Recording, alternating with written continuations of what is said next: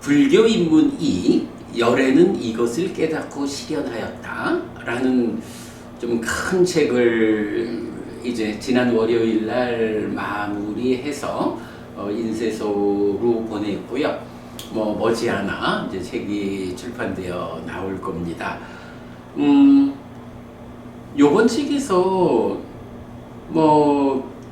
말하자면 두 가지의 범주가 있다라고 정리를 했어요. 하나는 부처님 가르침, 부처님 깨달음 하면 기본이 삼법인 연기, 오온, 팔정도, 사성제 이런 기본적인 교리의 틀이 있죠.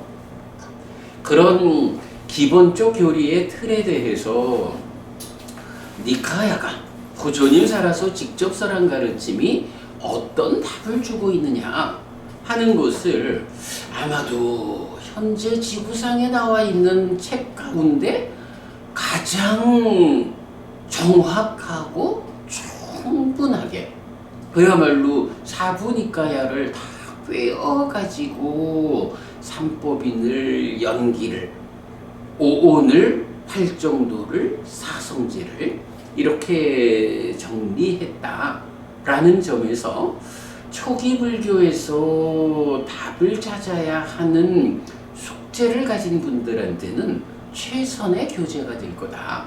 요 부분을 우리가 좀 자신 있게 말할 수 있고요. 자, 그런가 하면 이제 두 번째 범주라면 이번 출판을 위해서 책을 정리하는 가운데에서 우리가 만들어낸 하나의 표현이 있죠. 인식론적 인격론. 이래서 새로운 사조의 지평을 열었다. 해서 그 새 사조의 지평을 여는 것이 또 하나의 범주 이렇게 될 텐데 사실은 그 범주가 보면 심행은 상수라는 부분을 전통적 관점이 심의 작용이 상과수다 이렇게 해서 심이 이 마음이 어떻게 생겨나는 것인지를 거기에 대한 부처님의 답을 감춰버렸죠. 그래서 마음의 정체성이 알려지지 않게 되는데 이거를 우리가 타당한 이유 위에서 방향을 바꿨죠. 그래서 상과 수가 심을 형성하는 작용이다. 상과 수의 과정에 의해서 심이 생겨난다. 요거를 설명해내니까 어떻게 돼요? 심이라고 하는 이 마음의 정체성을 드러내게 된 거죠. 이제 거기에서부터 우리가 전통과 진정의 분기점을 삼아가지고 출발하고 그 가운데 딱가라고 하는 가래의 형성 과정 이 부분을 설명해냄으로써 이제 딱가가 해석된 불교와 딱가가 해석 안 된 불교로 불교의 분기점을 삼아가지고 딱가라고 하는 부처님의 깨달음의 근본자리 이 부분이 충분히 드러나는 가운데 부처님 가르침을 꿰어내는 사실 부부님 이 딱가라는 이 영역을 부처님 깨달음의 근본 자리다라고 말하는 거는 우리가 어떤 가르침을 가지고 그죠? 부처님께서 진짜 당신 깨달음의 자리에서 깨닫고 나서 파타마비상부터 바야흐로 깨달은 그 자리에서 당신의 그 깨달음의 첫 번째 소회가 뭐야? 내가 깨달은 법은 무엇일까? 라고 할 때 참 심오하고 보기 어렵고 이렇게 수식이 되지만 거기에 구체적 하나의 개념이 딱가와처럼 딱가의 영역을 넘어선 것이다. 딱가라고 하는 것이 중생들에게 가래가 생겨나는 그 영역인데 이 영역을 넘어섰다. 딱가에서 가래가 생겨나지 않는 삶을 성취했다. 이걸로 부처님 내가 성취한 법의 정체를 드러내 주잖아요. 그러니까 딱하라는 것이 부처님 깨달음의 근본 자리다. 이렇게 우리가 말을 하는데 어려움이 없죠. 그런데 오랜 세월을 두고 전통적인 불교가 이 딱가를 해석해내지를 못했던 거죠. 이제 우리가 오직 후대의 교재들 배제하고 부처님 살아서 직접 설한 가르침, 오직 사부니까야를 중심으로 하는 이런 공부 방법에서 딱가를 해석해낸 이것이 불교를 전체적으로 바꾸는, 전통적 관점에서 진정의 관점으로 바꾸는 그런 결과를 만드는 거죠. 그러니까 요번에 우리가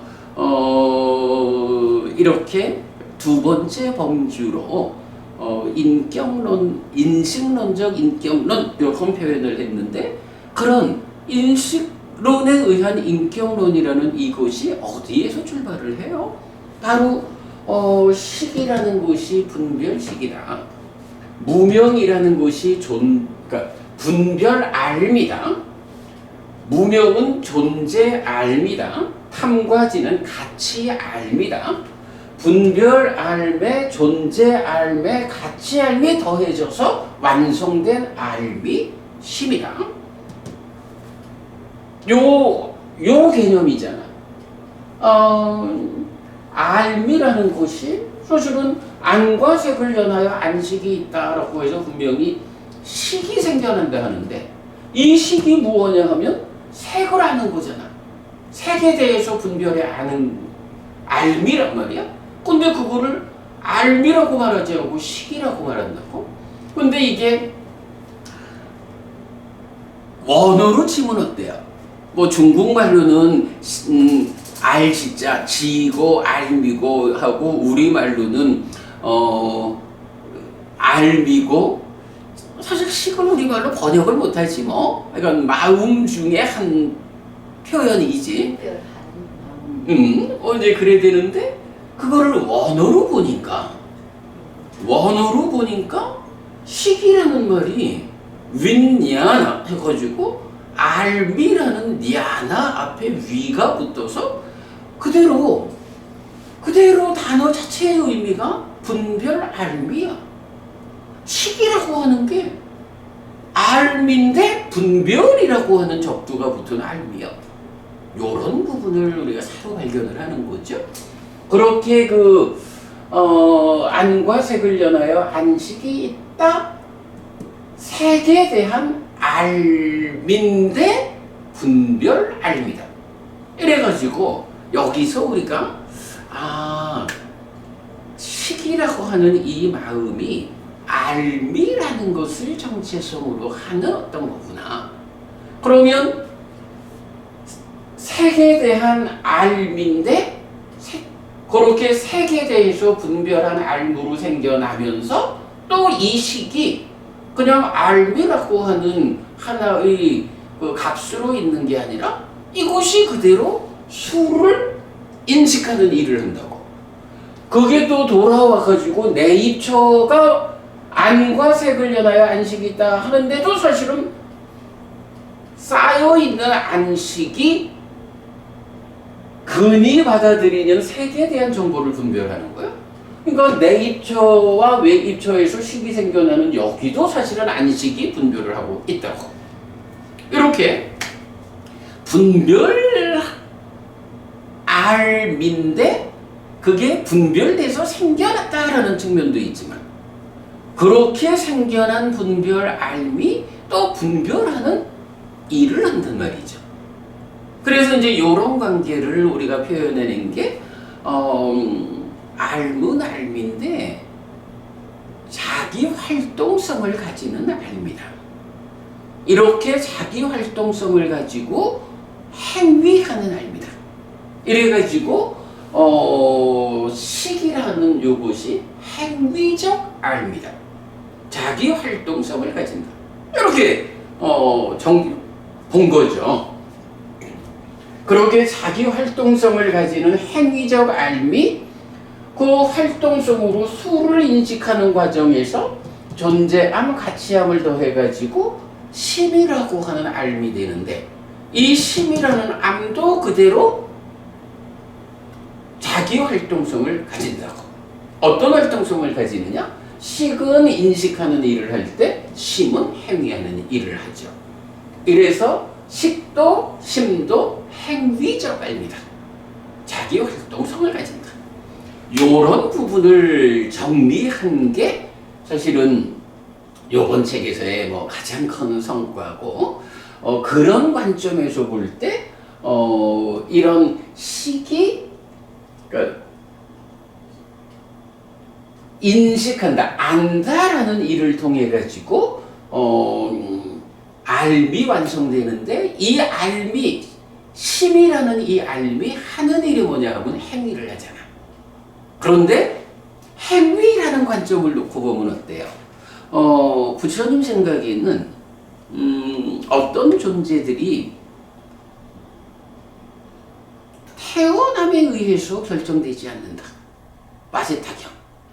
그죠? 태어남이 어떤 존재 상태를 결정하지 않는다고. 행위가, 업이 자기 존재 상태를 결정하잖아. 이거 뭐 창조에 의한 거든 어떤 형태로든 바라문으로 태어났기 때문에 바라문이고, 이런 태어남이 나의 존재를 결정하는 게 아니고, 어떤 조건으로 태어났든 간에 자기가 심이 가지는 활동성, 행위라고 하는 활동성이죠. 자기 활동성에 의해서 어떤 행위를 하느냐 하면 그 행위가 쌓여가지고 자기 존재를 만들잖아. 물론 뭐 식이 머물고 이렇게 돌아가는 거지만, 그러면 이런 심의 행위, 자기 활동성인 행위에 의해서 이 사람이 아주 그 낮은 인격을 가진 존재도 되고, 높은 격을 가진 존재도 되고, 심지어는 거기서 벗어남의 영역에 들어가가지고 성자의 격을 가지는 사람도 되잖아. 어떤 행위를 하느냐에 따라서. 그래가지고 깨달음이라는 건 뭐예요? 여실직견, 해탈직견 이럴 때, 여실직견이라고 하는 그 암과 심의 행위, 봄이죠. 암과 봄에 의해 가지고 얼마만큼 알고 봅니까? 행들에 대해서 무상고 무아라는 그 사실 그대로 알고 보게 되는, 이럴 때가 여실직견해서 예류자라고 하는 성자의 격이 부여되잖아.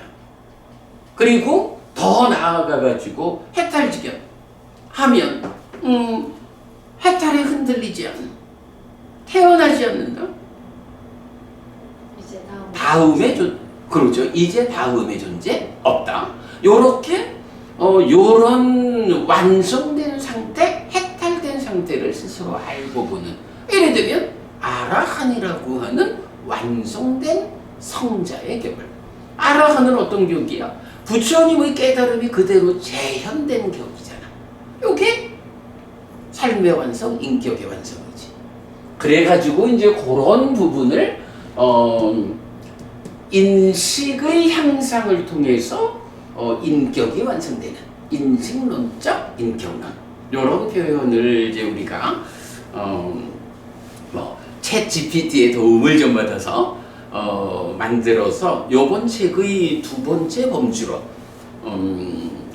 이런 인식론적 인격론이라는 이 새로운 사조를 구성하는 내용들이 책의 두 번째 범주가 되고, 그 두 번째 범주 위에서 첫 번째 범주 삼법인도 설명되고 있고, 연기도, 오온도, 팔정도도, 사성제도 다 설명되고 있죠.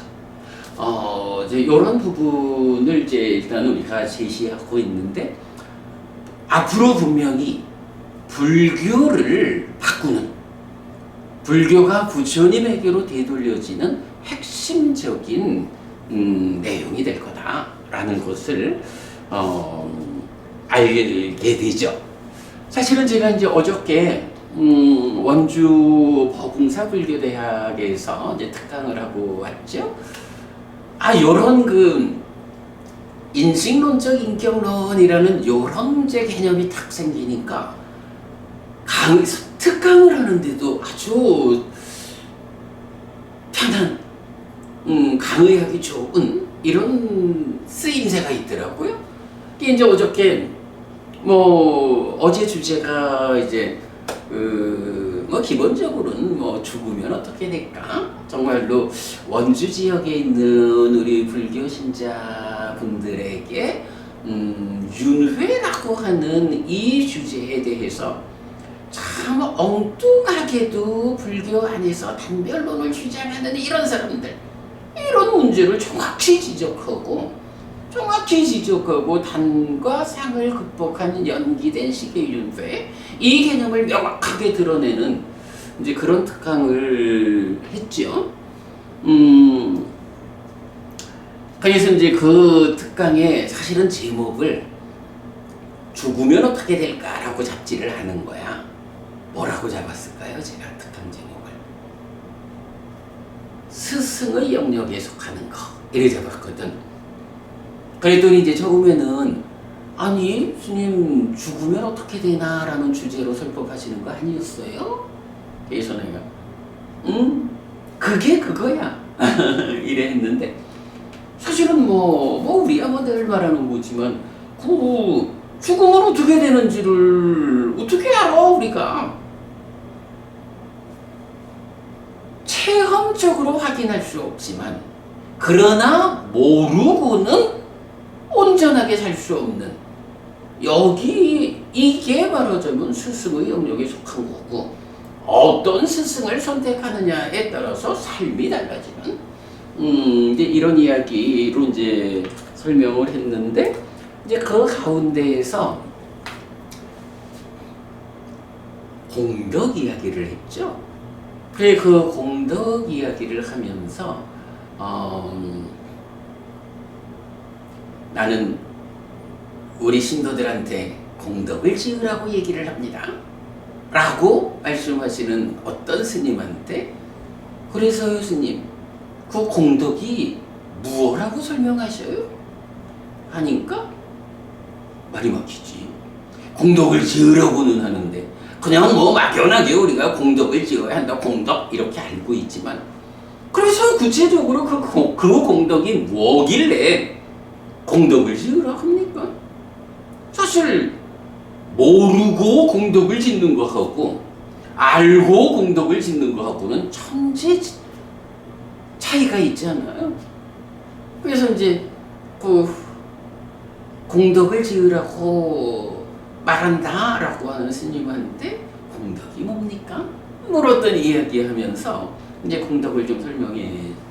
어제는 이제 그 공덕 설명하는 일을 제일 중심으로. 근데 사실은 공덕이 설명될 때 죽을 때 가져가는 것이고, 그제 공덕 첫째 행복을 가져오는 것, 두 번째 죽을 때 가져가는 것, 세 번째 저 세상에 버팀목이 되는 것. 이렇게 공덕에 대해서 우리가 이해를 한다라고 하면 윤회 없다라고 주장하는 사람들 명확하게 말할 수 있는 거지. 부처님을 부정하는 거야. 불교 안에서 내가 이제 그렇게 얘기를 한 거야.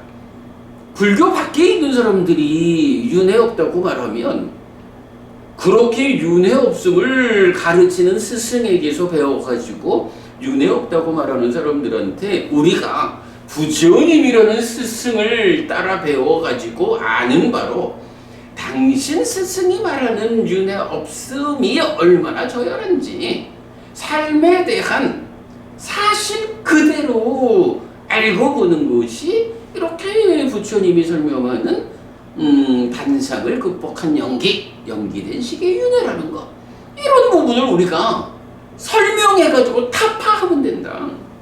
근데 불교 안에서 말만 잘하는 중들이 그런 얘기를 하면 쫓아내야 되는 거 아니냐.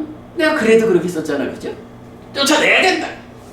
이래 이제 했는데, 그래 이제 그런 이야기를 하면서 내가 그런 거야. 이 말 잘하는 그 스님이 처음 만나가지고 그냥 해피라는 증이 나왔나 보다. 이랬다가 그래서 그 공덕이 뭔데요? 당신은 알아요? 나는 압니다. 얘기해봐요. 그래서 아는 대로 공덕이 무언지 설명했지요. 그랬더니 눈이 달라집니다. 그러면서 또 아니 공덕이 무언지를 알기만 해서 됩니까? 그 공덕을 어떻게 짓는지도 알아야 되지 않습니까? 압니까? 나는 압니다. 하고 세 가지 공덕행 의도대 보시와 오계와 수행이라고 하는, 그러면 보시는 무엇이고 오계를 지린다는 것은 무엇이고 수행은 무엇인지 아니 나는 압니다 라고 말했을 때 그 스님이 나를 보는 눈빛이 달라진다. 그래서 내가 딱 그 얘기를 한 거야. 그래서 말입니다 여러분, 공부해야 합니다. 우리가 아는 사람이 되어야 하는데, 말하자면 세간적인 언어로도 많이 말하지만 아는 게 힘입니다. 아는 게 힘인데, 더구나 이 부처님의 깨달음으로 이끌리는 이런 길에서는 부처님 깨달음, 여실지견, 해탈지견 이렇게 부처님이 말씀하시잖아요. 그게 뭐예요? 내가 얼마만큼 아느냐? 얼마만큼 사실 그대로 깨달음 그대로 내가 아느냐에 따라서 나라는 사람의 격이, 나의 격이 달라져요. 이렇게 공부가 완성돼 가면 중생 범부라고 하는 입장에서도 참 높은 알물 가진 훌륭한 사람이다 라고 격이 정해지고, 거기에서 더 나아가면 벗어남의 과정으로 들어서 가지고 예류자라고 하는 성장의 격이 생기고 아라한이라는 성장의 격이 생겨서 완성됩니다.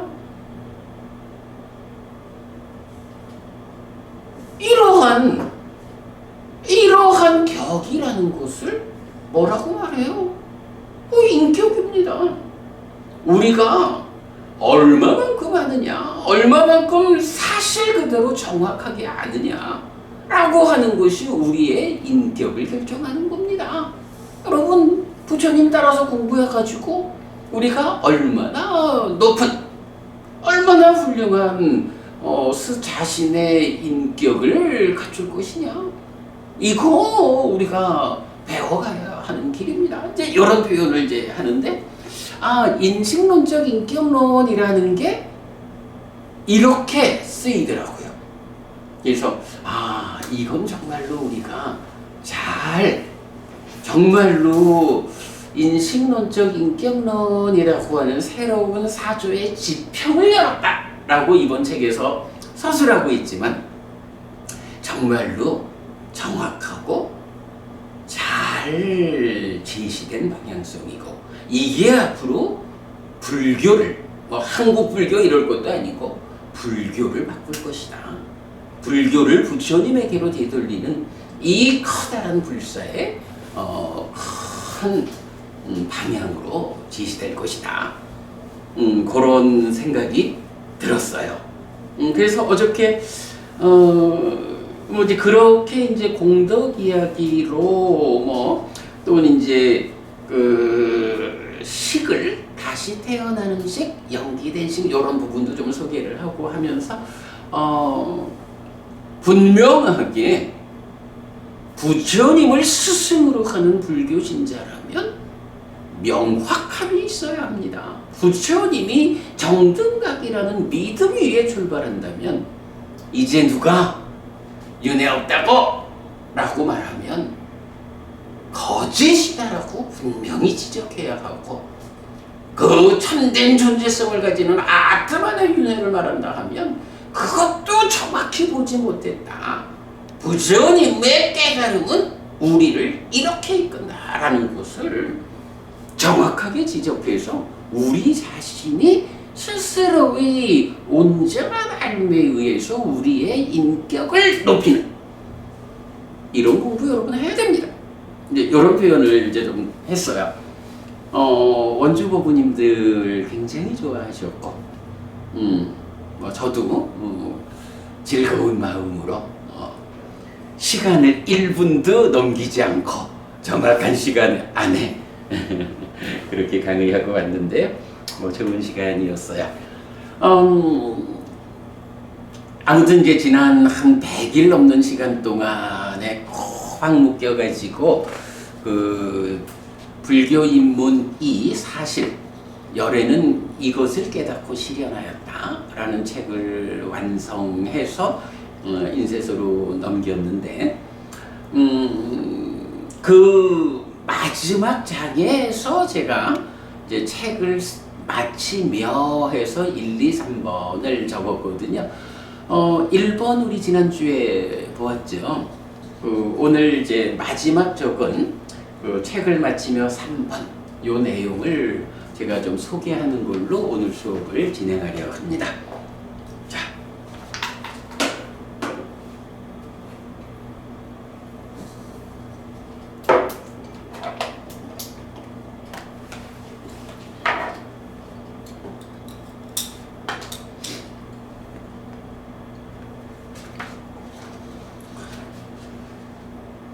일단은 한번 쭉 읽을게요. 읽고 뭐 좀 보충되는 이야기 하겠습니다. 책을 마치며 3. 이제 이 굳센업을 어떻게 할 것인가? 법은 스와가토 바가와타 담모 산디티코 아칼리코 에히 파시코 오파네 있고 빠짜땅 웨디타포 윈유히띠. 세존에 의해 잘 설해진 법은 스스로 보이는 것이고 시간을 넘어선 것이고 와서 보라는 것이고 향상으로 이끌고 지혜로운 이에게 개별적으로 알려지는 것입니다. 인식의 성숙을 통해 3. 인격의 완성을 이끄는 가르침인 법이 개별적이라는 것은 개별적 존재의 삶의 본질이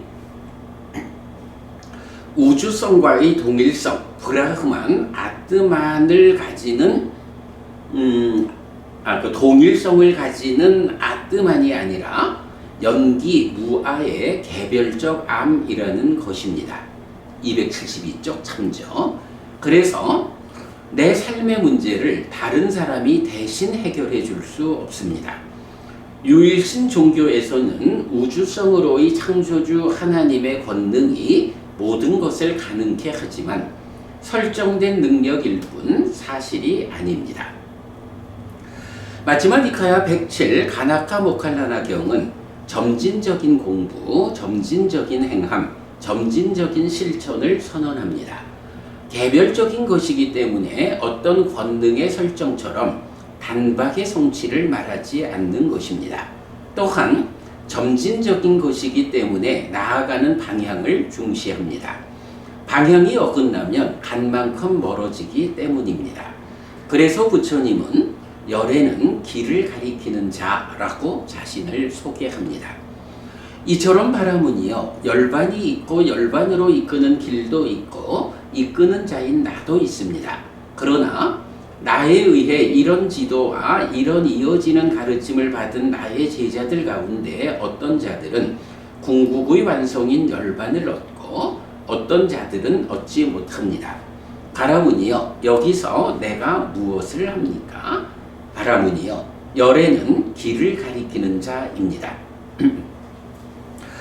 부처님은 길을 가리키고 제자들은 그 길을 따라 바르게 걸어감으로써 부처님의 깨달음을 재현하는 것, 자주법주, 이것이 불교입니다. 그래서 부처님에게 얼마의 사람들이 이 법에 따라 구원되는지에 대한 열망은 없습니다. 우띠야경. 오직 구원을 위한 바른 길을 제시할 뿐입니다. 이때 여기서 내가 무엇을 합니까? 는 내가 무엇을 할 수 있겠는가? 낀띠까로미라는 표현을 통해 꽃경으로 연결됩니다. 부처님은 비구들이여 열애가 이렇게 공표하고 내지 해설한 것을 알지 못하고 보지 못하는 어리석은 범부, 장님, 눈이 없는 자, 알지 못하고 보지 못하는 자에게 비구들이여 내가 무엇을 할 수 있겠는가? 라고 하는데, 업을 잇는 자인 중생의 삶이 개별적으로 자기의 업에 의해 이어지는 현실 때문에 자비심 가득한 스승으로서도 길을 가리키는 것, 법을 설하고 범행을 드러낸 밖에는 할 일이 없다는 선언입니다. 부처님은 이렇게 아픈 중생들을 위해 대신할 수 없는 현실의 문제를 지적합니다. 그러면 아픈 중생으로의 나는 어떻습니까? 업을 짓는 자인 중생에게 자기가 이은 업은 누구도 대신 해결해 주지 못합니다. 오직 내가 겪어내고 극복해야 합니다. 그 방법을 스승이신 부처님에게 배워야 할 뿐 내가 직접 걸어야 하는 것이 무명과 애 때문에 몸으로 온 우리의 아픈 현실입니다. 다만 어떤 길, 어떤 방향성을 가지는 길이냐에 따라 과정도 끝도 달라지기에 완전한 깨달음에 의해 행복의 과정으로 행복을 완성하는 바른 길을 이끄는 부처님을 스승으로 우리는 이끌리고 있는 것입니다. 그런데 이런 아픈 현실을 직접 설명하는 경들이 있습니다. 슬픔의 독화살, 사위사 소가살라를 주제로 하는 안구따라 니까야 다섯의 모음 48번 얻어지지 않는 경우경, 49번 꼬살라경, 50번 나라다경인데 세상 누구에게도 얻어질 수 없는 5가지 경우를 말합니다. 1. 늙는 것들에게 늙지 말라는 것. 2. 병드는 것들에게 병들지 말라는 것. 3. 죽는 것들에게 죽지 말라는 것. 4. 부서지는 것들에게 부서지지 말라는 것. 5. 사라지는 것들에게 사라지지 말라는 것. 경들은 슬픔의 독화살에 대응하는 방법을 알려줍니다. 배우지 못한 범부에게도 늙음은 찾아옵니다. 5에 반복돼요. 그는 늙음이 찾아올 때 이렇게 숙고하지 않습니다.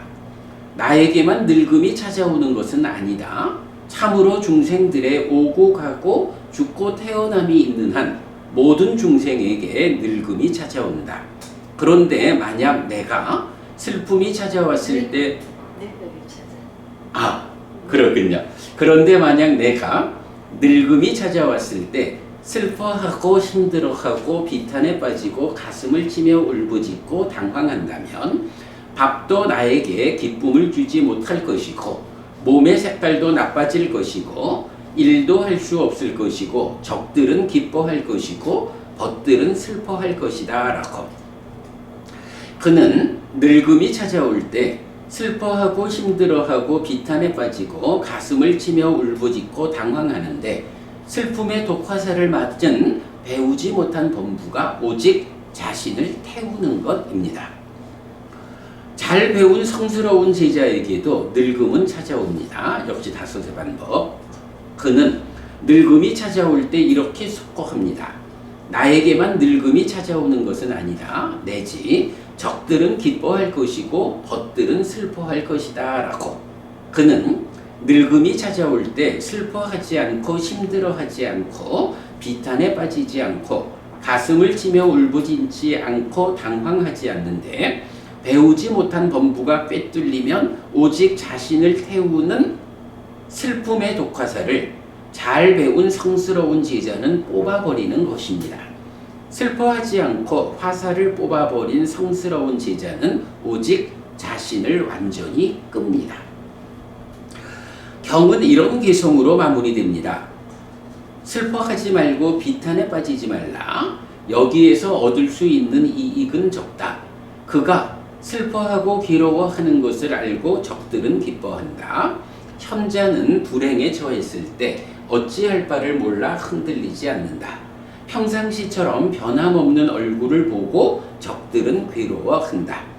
배달을 읽거나 주문을 외거나 잘 말았거나 지속되는 보시거나 소 키우는 일이거나 어떤 일에 의해 이익을 얻게 되는 거기에서 그렇게 노력해야 한다. 만약 나에 의해서도 남에 의해서도 얻을 수 없는 것이 있다고 알게 된다면 그것은 슬퍼하지 말고 견뎌내야 한다. 이제 이 굳센업을 어떻게 할 것인가 라고. 그렇습니다. 업을 이으며 살아가는 중생에게 늙고 병들고 죽고 부서지고 사라지는 현상을 가져오는 업은 참으로 굳셉니다.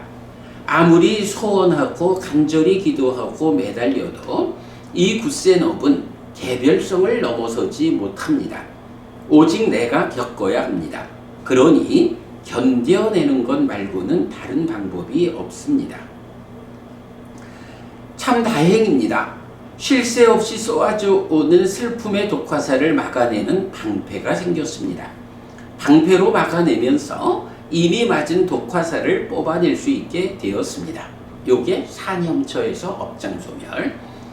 방패로 막아내면서 슬픔의 독화살을 쏘아내는 근원을 부술 수 있게 되었습니다. 요거 사마타 위파사나로 시메탈 해탈. 참으로 부처님이 잘 설한 법은 스스로 보이는 것이고 시간을 넘어선 것이고 와서 보라는 것이고 향상으로 이끌고 지혜로운 이에게 개별적으로 알려지는 것입니다. 불교 인문 2 사실 열애는 이것을 깨닫고 실현하였다를 완성하였습니다. 참으로 이 굳센 업을 견뎌내고 막아내기 위한 저 나름의 발버둥입니다. 이제 이런 발버둥이 힘이 써져서 이미 맞은 슬픔의 독화살을 뽑아낼 수 있기를 바랍니다. 그리고 언젠가는 나도 슬픔의 독화살의 근원을 부수고 몸으로 가는 아픈 삶에서 벗어나게 되기를 소원합니다. 이 책을 공부의 도구로 삼는 모든 분들에게 이 책이 또한 그러함을 이끄는 길이 되기를 바랍니다. 고맙습니다. 2025년 11월 17일 비고 폰야디 파 해피 장 이렇게 마무리했어요. 요거 참 진짜 완성하였습니다. 요 표현을 쓰는데 내가 쉽더라. 굉장히 좋았어요. 글 잘 썼죠. 법부님 요 글 가운데에 좀 갸우뚱할 만한 뭐 요런 주제들 뭐 법부님 뭐 같이 봤잖아. 네. 하실 말씀. 갸우뚱할 만한 건 없었는데요. 그래? 네. 두 번째 쪽에서 보면 네. 그 경은 이런 개성으로 마무리됩니다. 할 때 슬퍼하지 말고 비탄에 빠지지 말라. 여기에서 얻을 수 있는 이익은 적다. 그가 슬퍼하고 괴로워하는 것을 알고 적들은 기뻐한다. 현자는 불행에 처했을 때 어찌할 바를 몰라 흔들리지 않는다. 평상시처럼 변함없는 얼굴을 보고 적들은 괴로워한다. 그러면서 이제 이어가지고 그렇게 노력해야 한다라고 하는데 배달을 읽거나 주문을 외거나 잘 말하거나 지속되는 도시거나 속히 오는 일이거나 어떤 일에 의해 이익을 얻게 되는 거기에서 그렇게 노력해야 한다. 이렇게 나오거든. 요거 좀 시비를 걸자면 부처님이 배달을 읊는 것도 그래 배달을 열심히 읊어 배달을 읊는 노력을 인정하는 거네. 주문을 외는 거 요거 이제 만뜨라 이렇게 나오는 거죠. 그것도 인정하는 거네. 뭐 잘 말하거나 지속되는 곳이거나 속히 우는 일이거나 이거야 뭐 상관없지만 아니 여기서 배달을 공부하고 주문을 외고 이러는 것을 부처님이 인정하는 거 아니야? 요렇게 들릴 수가 있죠. 그런데 이제 지금 여기는 이제 어떤 이야기냐 하면 요게 뭐 말하자면 당시 인도 사회에 있던 보편적인 사람들이 어떤 방법으로 자기의 업을 삼아서 살아가고 있거든요. 그럴 때 그 제각각 자기의 업으로서 살아가는 거기에서 그래도 그러한 업에 의해서 말하자면 돈을 벌어가지고 생계를 유지하는 이래 된다면 제각각 지금 자기가 하는 일에서 노력을 해야 한다. 여기는 꼭 불교라는 부처님 가르침 안에 있는 요렇게 말하는 게 아니고 인도 사회에 있는 보편적 삶, 그 보편적 삶에서 자기 일에 대해서 노력하는 게 당연하고, 그런데도 불구하고 나에 의해서도 남에 의해서도 얻을 수 없는 것이 있다고 알게 된다면 슬퍼하지 말고 견뎌내라. 지금 자기가 하는 일에서 최선의 노력을 다해가지고 성과를 내는 거예요. 그런데 내가 아무리 노력해도 남이 아무리 노력으로 거들어줘도 해결될 수 없는 것, 그런 거는 어떻게? 슬퍼하지 말고 견뎌내라. 왜 그러냐 하면 이런 것들이 생겨나는 이유가 뭐예요? 지금 우리가 인간이라고 하는 이 존재성으로 살고 있기 때문에 인간이라는 존재들의 삶을 구성하는 세상의 조건들이 닥쳐오는 거잖아. 어쩌겠어 뭐.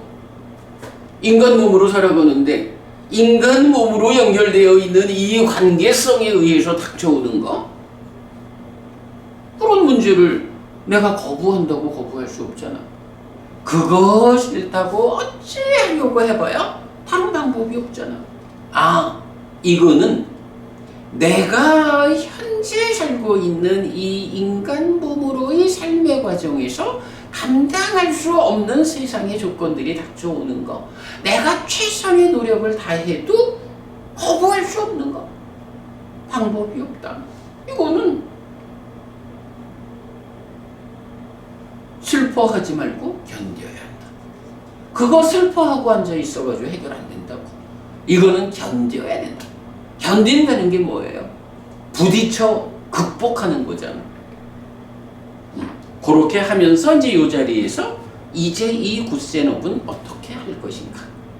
이 굿센업을 어떻게 할 것인가? 이거 표현이 나오는 거죠. 인간이라고 하는 이 존재 상태로 내가 와 있다. 나의 삶이 그렇다. 이러한 인간으로 이상. 그럼 여기서 이 굿센업을 어떻게 할 것인가 라는 이것과 연결돼서 우리가 한마디로 볼 수 있는 게 뭐야? 업을 잇는 자. 그 개념이지 뭐. 삶의 과정마다 시기 머물면서 업을 잇는 나라는 존재 상태. 그러니 내가 인간으로 와서 인간으로의 환경, 세상과의 만남 가운데 내가 지은 업의 결과들이 불러오는 이런 현상들을 어쩔 것이야? 이 굿센 업을 슬퍼하지 말고 견뎌내야지. 이렇게 말하는 거죠. 요거 아니 나도 처음에는 이거 보면서 아니 이게 뭐야? 부처님이 베다를 읽는 것도 만드라를 외우는 것도 다 인정하는 건가? 그렇게 보일 수가 있어. 근데 요거는 나의 제자들이 그렇게 살아라라고 이끄는 가르침이 아니라고 세상에 있는 많은 존재들의 보편적 삶을 이야기하면서 자기가 하는 일에서 최선의 노력을 다해라.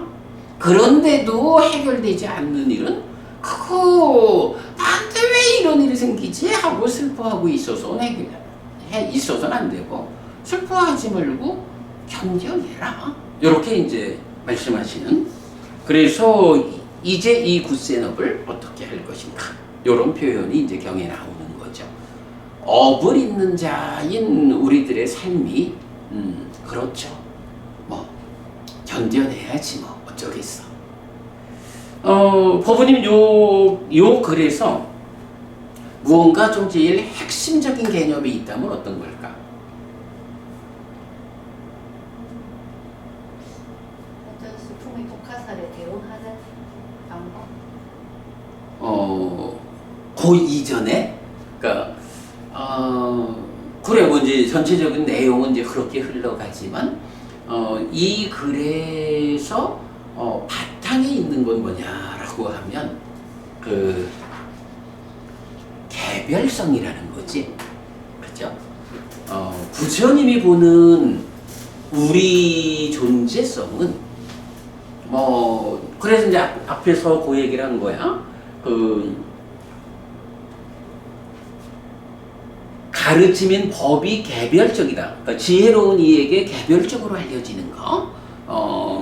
빠짜땅 외디따뽀 윈유히 요렇게 개별적으로 알려진다라는 요 개념이 뭐냐 하면, 자, 가르침인 법이 개별적이라는 것은 나와 너 이런 개별적 존재의 삶의 본질이 힌두교에서 바라문 쪽에서 말하는 우주성과의 동일성.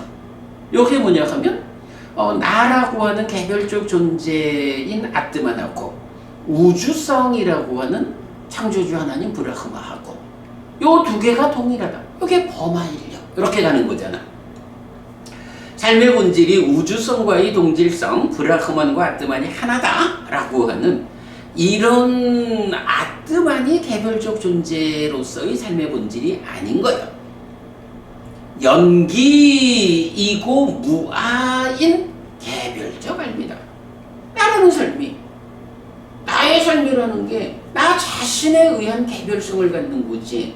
이게 창조주 하나님에 의해서 창조된, 그래서 창조주라고 하는 그 동일성, 요렇게 보는 거 삶에 대한 바른 시각이 아니다. 요걸 알려주는 거죠. 이렇게 삶이 개별적이기 때문에, 만약에 삶이 정말 창조주 하나님 브라흐마, 아니면 우리 이웃 종교식으로 치면 창조주 하나님 여호와 이러면 그 하나의 동질성, 통일성이니까 우리가 무아를 말할 때 두 번째 개념으로 나오는 게 뭐야? 권한을 갖는 거잖아. 커다란 나를 구성하는 요소라면, 그래서 그게 정말로 아트만이라는 그런 상락아정의 참된 존재성을 가지는 거라면, 전체를 구성하는 나를 구성하는 요소들에 대해서 권한을 가져야 되잖아. 그러면 이때 어떨 수가 있어? 만약에 부처님이 깨달은 바 우리들의 삶이 정말로 창조주 하나님에 의해 창조된 본질은 하나인데 거기에서 개별성을 현상으로 보이는 이런 거라 하면, 부처님이 개별적 존재들에 대해서 권한을 가질 거 아니야. 그러면 이제 우리가 힘들게 있어, 어떤 어려움이 닥치면, 부처님 동질성 안에 있는 나라는 개별적 존재성에 이런 문제가 있으니 전체성을 가지는 부처님이 내 일을 해결해 주시오. 이게 가능할 거 아니야. 근데 무아라고 하는 선언이 뭐야? 바로 그렇게 그런 권한을 가질 수 없기 때문에 무아다 이렇게 말하는 거잖아. 동질성이라는 거, 동일성이라는 개념이 없는 거야. 창조주 하나님 이런 그런 동질이 아니고 동일성이라는 개념이 없거든. 그러니까 이제 개별적인 삶, 그 현상들에 대해서 동일성을 가지는 존재로서 나를 구성하는 거는 내가 권한을 가지고 할 수 있지. 요게 안 된다는 거잖아. 부처님이 아소카 부부님에 대해서 연민하는 마음이 부족해가지고 아소카 부부님, 부처님이 아소카 부부님 그 당 문제 좀 해결해 주면 좋겠다. 그래서 맛있는 음식도 막 먹고 이래 하면 참 좋겠다. 그 부처님이, 아니 왜 부처님이 아소카 부부님의 그러한 아픔을 좀 연민의 마음으로 해결해 주지 않지? 부처님이 아소카 부부님한테는 연민하는 마음이 부족한가? 기도를 안 해서 그렇구나. 그치? 그래서 바로 이런 부분을 말하는 게 뭐냐 하면, 사실은 개별적 존재의 삶의 본질이 이런 동일성을 가지는 아뜨만이 아니라 연기무아의 개별적 알미다. 개별적인 것이다라는 거거든. 그러니까 부처님이 깨달은 분이야. 깨달은 스승인데도 불구하고 아소가보부님처럼 이렇게 믿음이 있고 가르침에 따라서 잘 실천하는 훌륭한 제자를 왜 좀 문제를 해결을 안 해주셔? 근데 부처님 뭐라 그래? 나는 길을 가리키는 자야. 이렇게 당신의 역할을 선언하는 거잖아. 불교가 이런 역할성, 이런 개별성에 의해서 선언되는 역할의 차별, 이런 부분을 놓치면 안 되죠. 그래서 이제 부처님 또 뭐라 하셔요? 자주법주 이런 말씀을 하시는 게, 아무리 내가 그대들을 연민하고 그대들이 슬프지 않고 행복하기를 바란다 해도 이거는 존재성 자체가 동일성 위에 있는 게 아니고 개별성이기 때문에 너의 문제는 네가 해결할 수밖에 없어. 내가 그러면 무엇을 해줄까? 내가 해줄 수 있는 거는 그대에게 그대의 문제를 해결할 수 있는 방법을 가르쳐 주는 거예요. 스승의 역할은 그렇게 길을 가리키는 자여서 나의 문제를 해결할 수 있는 방법을 알려주는 스승인 거지. 나의 문제를 해결해 주세요 라고 요청하면 그 요청을 받아가지고 대신 해결해주는 그런 역할자는 아닌 거예요. 이거 부처님이 연민의 마음이 부족해서 안 해주는 게 아니라고,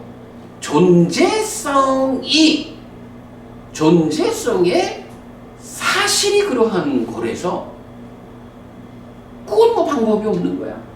그러니까 부처님의 역할, 최선의 역할은 길을 가리키는 자.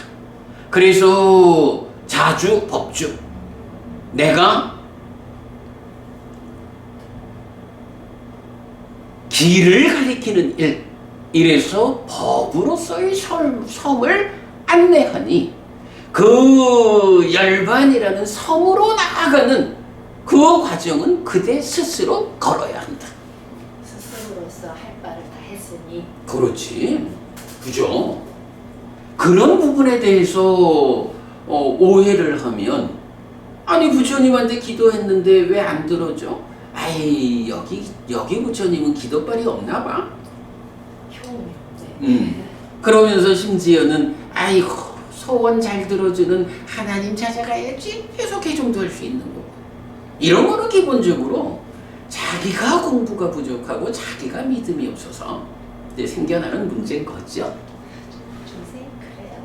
그래, 중생이 일반적으로 그래. 그러니까 바로 중생들이 일반적으로 그렇다라는 게 뭐냐 하면 그런 알물 갖고 사는 거야. 그런 알물 가지고 삶을 보니까 그런 암과 봄이 자기의 격을 결국은 실제하지 않는 신적 존재들, 실제하지 않는 존재들을 가상으로 세워가지고 거기에 기도하는 이런 인격의 사람이 되고 마는 거지. 중생들이 그래. 그래서 부처님이 그 중생들의 그런 보편성을 넘어서는, 그죠? 그걸 넘어서는, 그게 뭐야? 벗어남의 과정이라는 게 그런 거, 그런 존재적인 삶에 속한 문제들을 벗어남으로써 해결하는 거지 뭐. 그게 이제 깨달음이죠.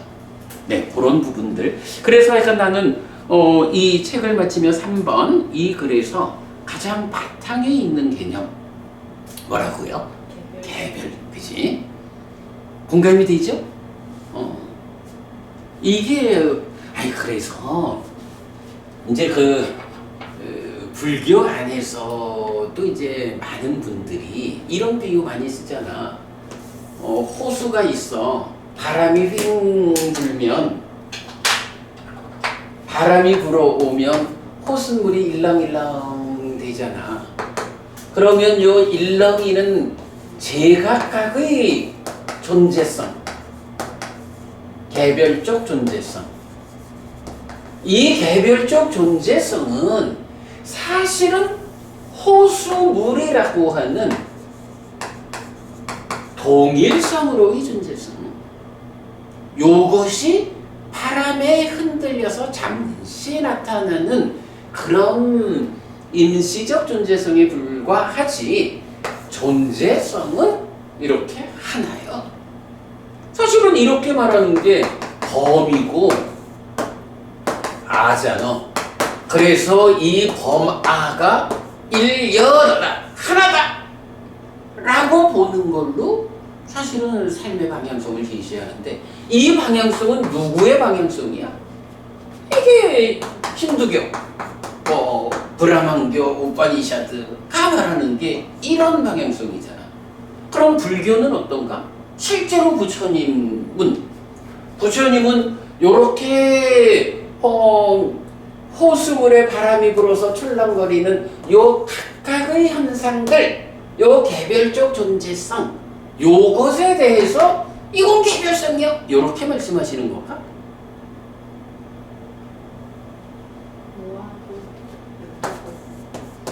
불교적으로 보면 요거요. 내가 옛날에도 그런 말 한 번 했었어. 요게 지금 비유잖아. 호수물에 바람이 부는 비유거든. 비유에 적정성이 있는 거야. 이게 이제 워낙이 일반적으로 존재와 관련해서 말하는 비유가 되는 건데, 요거는 힌두교, 브라만교, 우파니샤드 이쪽 사람들이 자기들대로의 교리의 정당성을 말하는 비유라고. 그러면 불교의 입장에서는 어때? 불교에서는 이 비유가 적정하지 않은 비유요. 그죠? 힌두교적으로 적정성을 가지는 그런 비유를 가지고 부처님이 말하는 이런 개별적 존재성, 잘못된 비유를 가지고 설명하려니까, 아니 사실 그렇잖아. 방금도 법원님 그런 생각 들었죠? 불교가 이런 개별적인 존재성, 그러면 그 밑에 있기는 있잖아. 이렇게 당연히 생각이 그렇게 가지. 근데 그게 완전하지 못한 깨달음으로의 힌두교의 깨달음을 설명하는 비유란 말이야, 이거는. 불교적인 비유는, 그러니까 이 비유는 불교적인 이 빠짜땅 외디따 뽀윈니오히 개별적인 존재성, 이 개별성을 설명하는 바른 비유가 아니라고. 우리가 경을 보다 보면 참 많은 비유하면서 법부님도 그 얘기를 많이 하잖아. 어쩌면 부처님은 이렇게 찰떡 같은 비유를 하실까? 이 비유는 부처님 가르침에 적용되는 찰떡 같은 비유가 아니요. 그러니까 이 비유를 놓고 그러면 당연히 호수물 자체라는 것을 말하지 않을 수가 없잖아. 이렇게 말하는 거. 이게 이제 프레임을 바꾸는 거야. 이 비유 자체가 힌두교적인 존재성을 설명하는 비유에 불과하지, 부처님이 설명하는 이런 존재성을 찰떡같이 비유해주는 그런 비유가 아니요. 그죠? 이 비유 자체에서 우리가 벗어나야 되는 거야. 그런 생각 들어요. 그러니까 개별적 존재성이라는 측면. 자, 그렇고 이제 그렇게 나왔고, 그러면서 이제 우리 가나까 모칼라나경, 이 경은 워낙이 열에는 길을 가리키는 자라는 요 표현으로 유명한 경이죠. 그럴 때 요거는 좀 잘 이끈 것 같아. 가나까 모칼라나 경을 보면 열에는 길을 가리킨다, 길을 가리키는 자다라는 요거는 경의 끝에 가서 결론적으로 제시되는 거고, 이 경의 전체적인 흐름을 보면 가나까 모칼라나 바라문이 자기네 그 회계사들 요런 이제 그 제자들을 가리킬 때에 말하자면 1 더하기 1은 2고 뭐 요런 식으로 그러다가 뭐 5 곱하기 100은 500이고 더하기 빼기 가르치다가 곱하기 나누기 가르치고 이러면서 그 셈을 하는 데의 과정을 점진적으로 가르쳐 가는데, 부처님 당신 제자들에게도 그런 점진적인 공부가 있습니까? 라고 할 때 부처님이 그 깨달음의 과정을 사문과경의 체계로 점진적인 공부의 과정을 설명한다고. 기본은 부처님 공부가 단박 깨닫는 성취가 아니고 점진적인 공부, 점진적인 행함, 점진적인 실천이요. 그래서 개별적인 이것이 단박 성취되는 건 아니다. 그리고는 이제 여기에 더해가지고 이제 이어지는 거. 우리가 속도와 속력이라는 것을 구분하지만, 점진적인 것이기 때문에 나아가는 방향을 중시한다. 어쨌든 한 걸음 한 걸음 걸어가는 거예요. 이게 창조주 하나님 뭐 이런 권능에 의해 가지고 단박 결정되는 거라 하면 그건 뭐 아무 문제가 없어. 다만 그거는 사실이 아닌 거짓의 잘못된 설정이니까 우리 삶에 적용할 수 없다라는 문제 때문에 배제해야 되는 거지. 어쨌든 점진적으로 한 걸음씩 걸어가야 한다 하면 결국은 내가 열에는 길을 가리킬 뿐 하는 그 부처님이 가리키는 그 길을 정확하게 보고 한 걸음 한 걸음 점진적으로 나아가느냐, 아니면 가리키는, 보통 말하면 달을 가리키는데 달을 안 보고 손가락만 본다고 뭐 이런 식의 이제 표현도 많지만, 점진적으로 나아가기 때문에 방향성을 정확히 봐야 되는데 이 방향을 놓치고 딴 길로 가면 가는 만큼 딴 데 가는 거지. 그래서 방향성이 중요하고, 그래서 열에는 길을 가리키는 자, 이렇게 말하는 거. 이제 그 개념은 이제 굉장히 중요하죠. 그러기 때문에 이렇게 개별적이고 길을 가리키는 역할을 하는 분이기 때문에 이제 우띠야경 같은 데 보면 이제 그런 이야기가 나오죠. 고타마 존자의 제자들 가운데 몇 퍼센트나 열반을 실현합니까? 이제 이렇게 얘기할 때, 나는, 요거는 이제 부처님 이야기가 아니라 이제 그 질문에 대해서 아난다 존자가 이제 대신 말씀하시는 거죠. 그러면서 부처님한테는 제자들 중에 몇 퍼센트나 열반을 실현하는지 이거는 사실은 관심거리가 아닙니다. 그러면 무엇이 관심거리입니까? 열반을 실현하기 위한 길은 이거밖에 없다. 길은 과거든 미래든 현재든 이 길을 따라가지 않고는 열반을 실현할 수 없다라는 이게 부처님의 관심입니다. 그 이유가 뭐냐? 개별성이라고. 그죠?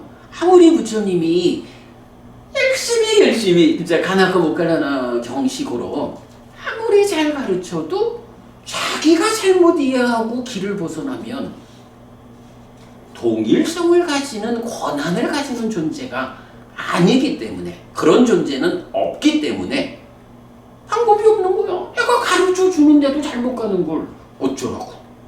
그래 되는 거죠. 요렇게 연결하는 거는 좋은 연결이 된 것 같아요.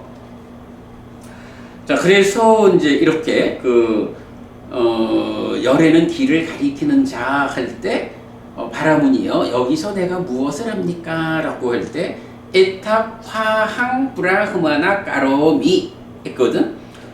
에타라는 게 이제 여기이고, 화항 하면 낑 아항 요런 이제 단어가 연음이 돼서 이제 화항이 됐고, 브라흐마나 하는 거는 바라문이여 하는 부르는 거고, 까로미 내가 어쩌라고 이런 얘기죠. 근데 이제 그게 그대로 이제 낀띠 까로미. 요건 이제 낑 어떻게라고 무엇을 이라고 내가 할 수 있을까? 이제 이런 식의 개념이어서 사실은 그 상황에 따라서 표현 좀 다르게 발음되어 있는 거지만 이 가나카 모칼라나경에서 여기서 내가 무엇을 합니까? 라는 거하고 꽃경에서 말하는 내가 무엇을 할 수 있겠는가? 낀띠 까로미. 요거는 사실은 같은 의미의 문장이죠. 그래서 이제 우리가 가나카 모칼라나경에 내가 무엇을 합니까? 오직 길을 가리키는 자일 뿐이지 라는 것을 낀띠 까로미. 그렇잖아. 부처님이 이렇게 공표하고 해설해서 다 알려줘도 알지 못하고 보지 못하는 어리석은 범부 장님 눈이 없는 자 알지 못하고 보지 못하는 자에게 내가 무엇을 할 수 있겠는가? 어차피 개별적인 존재들이어서 내가 개별적인 존재들에게 길을 가리키는 역할을 하는 거지. 내가 뭐 창조자 하나님 이런 동일성의 존재로서의 그 설정된 개념에 입각해가지고 해결해주는 일, 그거 내가 할 수 있는 일 아니다. 이렇게 말씀하시는. 그래서 내가 무엇을 할 수 있겠는가? 그런데 여기서 보면 이제 부처님이 내가 무엇을 할 수 있겠는가 하는 거는 부처님 입장에서 중생들을 상대로 하는 표현이잖아. 그러면 이거를 이제 부처님의 이야기에서 나의 이야기로 끌고 와보자. 그래서 이제 쓰는 말이 제가 표현한 게 부처님은 이렇게 아픈 중생들을 위해 대신할 수 없는 현실의 문제를 지적합니다. 요게 현실이야 어쨌든. 그러면 아픈 중생으로의 나는 어떻습니까? 이제 나의 이야기를 해보자 하는 거죠. 그럼 나는 누구냐 하면 기본적으로 내 업을 이어가면서 변화하는 존재이지 뭐. 업을 잇는 자. 업을 잇는 자인 중생에게 자기가 이은 업은 누구도 대신 해결해 주지 못합니다. 오직 내가 겪어내고 극복해야 합니다. 개별적인 것에서 깨달은 자인 부처님도 할 수 없는 것이 나의 일이라고. 그럴 때에 오직 내가 겪어내고 극복해야 하는데 그 방법, 어떻게 극복할 것인가 하는 방법을 스승이신 부처님에게서 배워야 하는 거지 내가 직접 걸어가야 하는 것. 이것이 무명과 가래 때문에 몸으로 온 우현경. 무명과 가래를 해소하지 못하고 몸이 무너지면 몸으로 간다라고 말하는 이게 중생들의 아픈 삶의 근본이지 뭐. 윤회하는 그 모습이잖아. 이렇게 무명과 가래 때문에 몸으로 온 우리의 아픈 현실입니다. 다만 어떤 길, 어떤 방향성을 가지는 길을 내가 직접 걸어가느냐에 따라서 과정도 끝도 달라진다. 이거 중요한 표현이에요.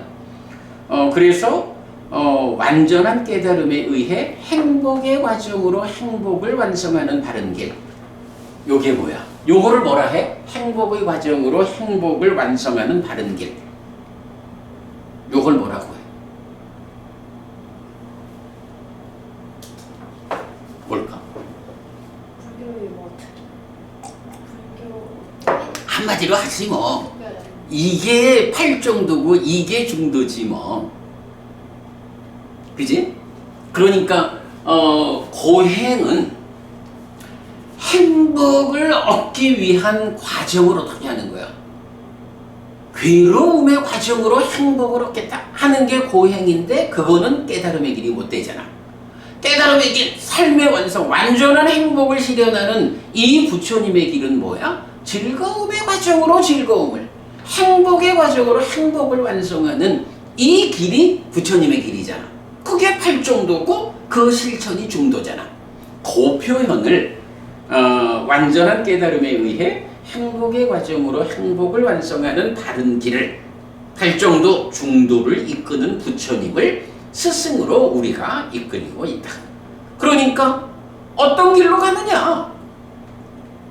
부처님이 가르쳐준 그 길이 내가 최선의 그러니까 과정도 행복하고 완성도 완전한 행복으로 실현되는. 정말 이 스승을 잘못 만나면 과정도 괴롭고 그 과정, 괴로운 과정이 끝이 안 나잖아. 그죠? 요런 부분. 나는 요거 이런 표현은 잘한 것 같아. 8정도고 중도예요.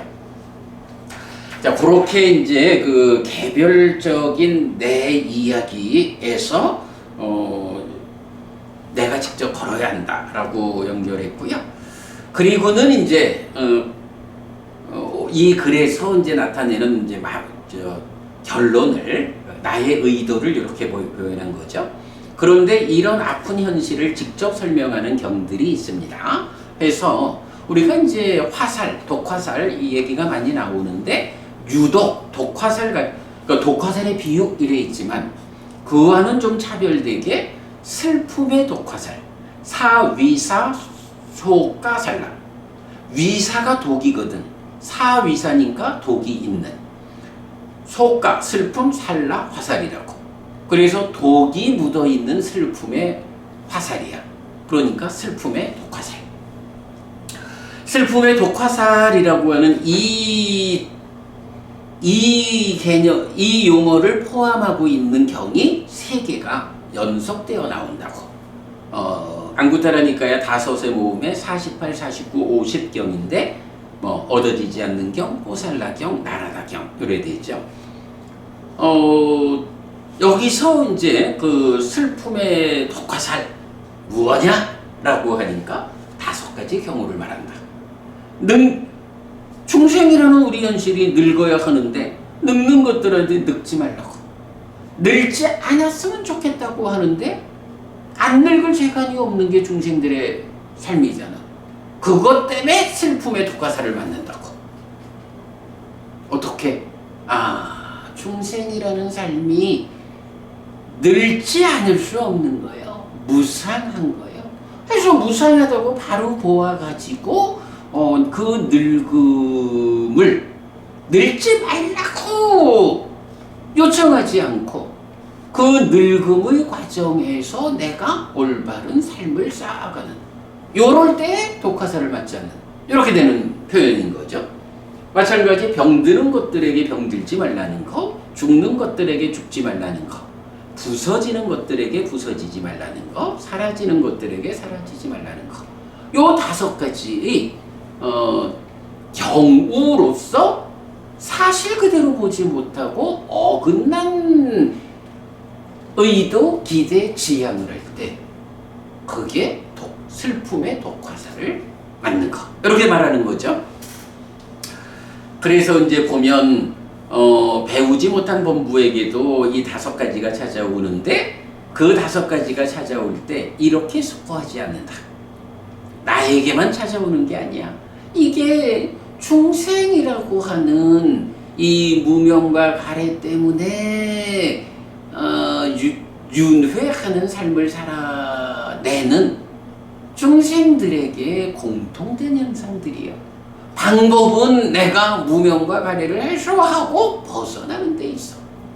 이렇게 길을 보는 이제 이런 표현인데, 어리석은 범부는, 배우지 못한 범부는 그렇게 생각하지 못한다 이거죠. 그러나 잘 배운 성스러운 지자에게도 이 5가지 현상은 찾아와요.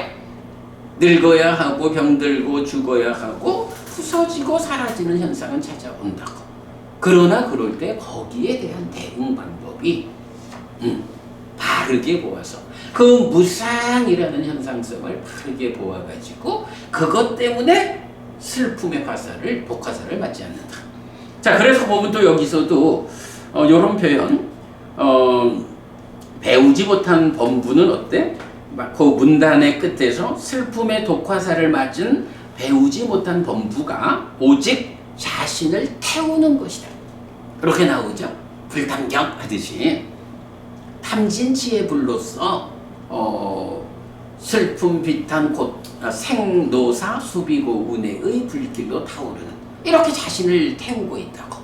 이것이 배우지 못한 부분은 늙음과 죽음과 슬픔, 비탄, 고통, 고뇌, 절망에 매여 있는 자이고 괴로움에 매여 있는 자라고 나는 말한다. 그게 불탄경의 바로 그 뭐. 이거는 화살경. 지금 제가 그건 화살경인가? 네.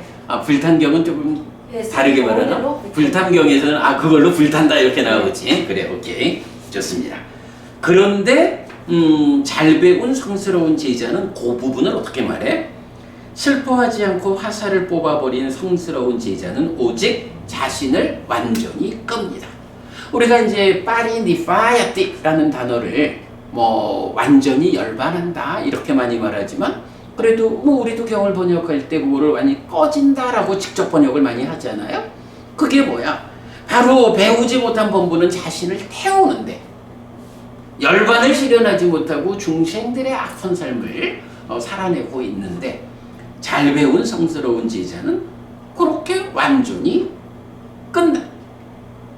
열반을 실현한다.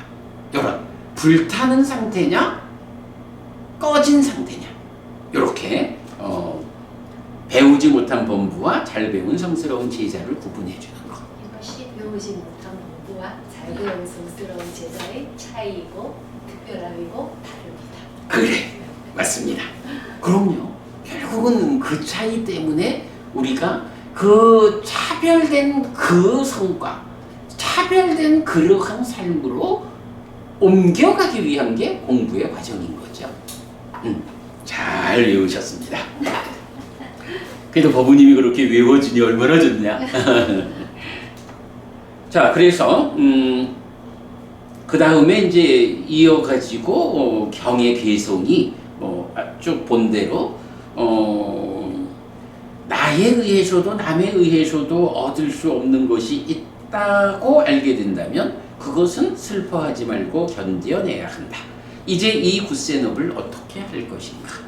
결국은 나의 업의 문제를 내 스스로 해결하는 방법밖에 없는 거죠. 다시 한번 읽어보면 그렇습니다. 업을 이으며 살아가는 중생에게 늙고 병들고 죽고 부서지고 사라지는 현상을 가져오는 업은 참으로 굳셉니다. 아무리 소원하고 간절히 기도하고 매달려도 이 굳센 업은 요점이야. 결국은 토대에 이 굳센 업은 개별성을 넘어서지 못합니다. 오직 내가 겪어야 합니다. 그러니 견뎌내는 것 말고는 다른 방법이 없습니다. 참 다행입니다. 쉴 새 없이 쏘아져 오는 슬픔의 독화살을 막아내는 방패가 생겼습니다. 우리가 하는 이 공부가 방패의 역할을 해주고 있죠. 방패로 막아내면서 이미 맞은 독화살을 뽑아낼 수 있게 되었습니다. 요거 독화살이 나한테 쏘아져 오는 여기에 대한 말하자면 외적인 대응관계 이렇게 봐도 되겠죠? 요게 사념처 수행이고 업장소멸 이렇게 표현하면 되겠고 그러나 막아내기만 해가지고는 안 되죠. 그러니까 어떻게 계속 막는 일만 하면서 살겠어? 그러니까 방패로 막아내면서 슬픔의 독화살을 쏘아내는 근원을 부술 수 있게 되었습니다. 사마타 비파사나로 시메타리아들. 요거 지난번에 우리 공부에서 봤죠. 무명과 가래라는 걸 놓고 무명과 가래를 여기서 지금 보면 사념처가 가래의 문제고 사마타 비파사나가 무명까지 그래야 되잖아. 무명과 가래를 어떻게 비유했었나? 무명이 독이 묻어있는 화살을 가래로 그래. 네.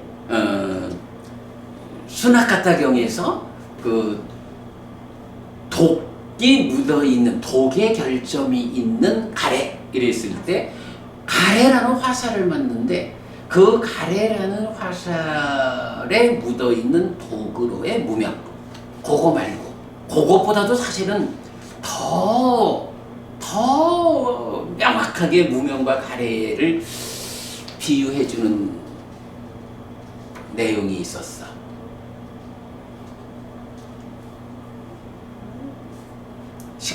19번 경이지. 수컷과 암컷을 몰아낸다. 그죠? 수컷인 가래가 세상을 상대로 짓는다고.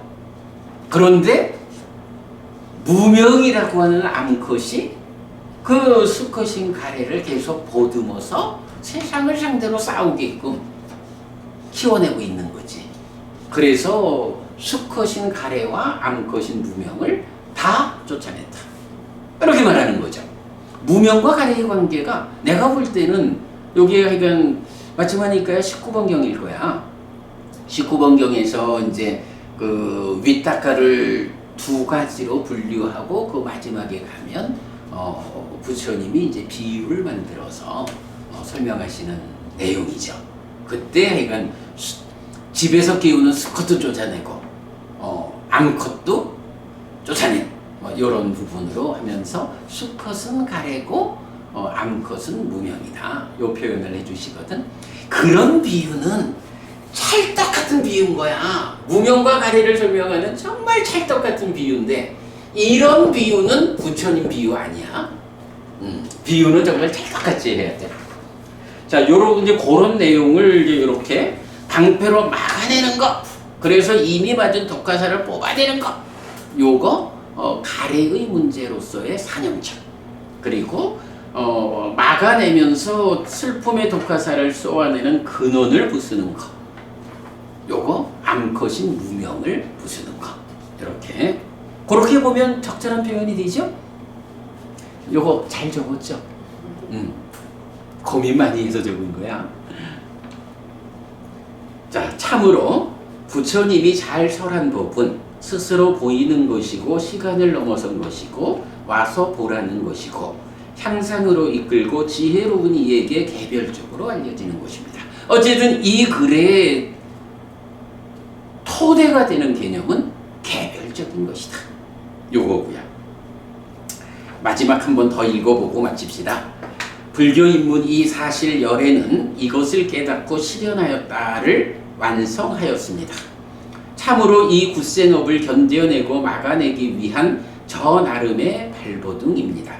이제 이런 발버둥이 힘이 써져서 이미 맞은 슬픔의 독화살을 뽑아낼 수 있기를 바랍니다. 그리고 언젠가는 나도 슬픔의 독화살의 근원을 부수고 몸으로 가는 아픈 삶에서 벗어나게 되기를 소원합니다. 나는 그런 소원을 갖고 있어요. 나도 열심히 공부할 거고요. 이 책을 공부의 도구로 삼는 모든 분에게 이 책이 또한 그러함을 이끄는 길이 되기를 바랍니다. 아소카 고부님도 그러하시기를, 그렇게 되기를 바랍니다. 자, 고맙습니다. 이렇게 마무리하죠? 사실은 지난번에도 내가 얘기를 했지만 이 글을 적을 때 굉장히 내가 좀 글쓰기가 어려웠다 그랬잖아. 그래도 많은 시간을 들여서지만 그래도 적절하게 그 책을 완성한 마무리 모습을 적은 것 같아. 삼마삼부토 바가와 스와카토 바가와타 담모 수파티판노 사와카 상고띠. 세조는 정등각이시다. 세조로부터 법은 잘 설해졌다. 제자들의 상가는 잘 실천한다. 찌랑띠 타뚜로 가스밍 삼마삼부타 사산한띠. 정등각의 가르침이 이 세상에 오래도록 머물게. 이차마항 얀양 야지뚱 양마마 아싸 디가라탄 히타야 수카야띠. 오랫동안 나에게 이익과 행복을 주는 자선행을 실천하리라. 이당다낭 쇠다낭 니아띠 살로 히타낭 우파카퍼뚜. 이당다낭 쇠다 니아띠 살로 히타 파리 분잔뚜띠. 이 보시가 돌아가신 친지와 혈육들에게 도달하기를. 이 보시를 돌아가신 친지와 혈육들이 사용하기를. 오늘도 우리가 훌륭한 법의 등을 함께 달았습니다. 이 법의 등의 공덕이 오랫동안 여러분들에게 이익과 행복으로 함께하기를 바랍니다. 또한 오늘의 이 법보시의 공덕이 여러분 생각하시는 그분들에게 도달하고 사용되기를 바랍니다. 수고하셨습니다.